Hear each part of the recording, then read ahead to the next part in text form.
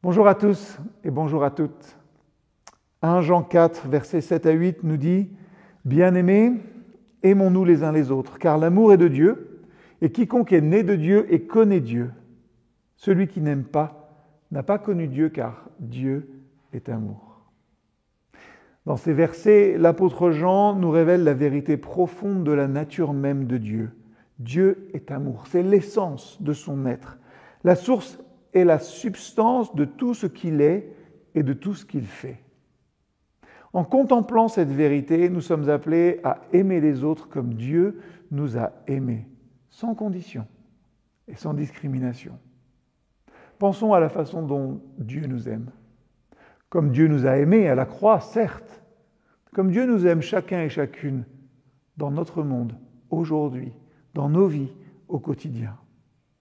Son amour est infini, inconditionnel et inépuisable.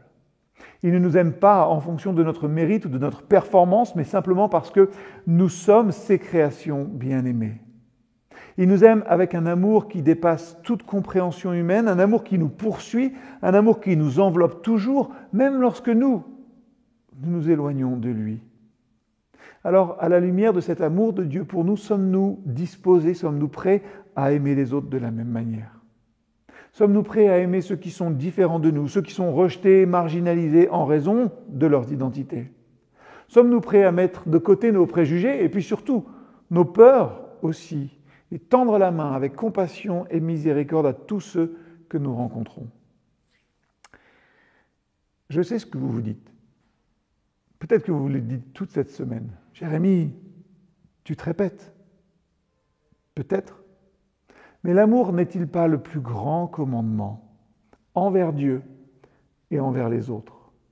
Du coup, si nous changions un peu de point de vue, si nous réalisions que l'amour n'est pas simplement un sentiment, mais une action, aimons-nous les uns les autres, non seulement en parole, mais en acte et en vérité.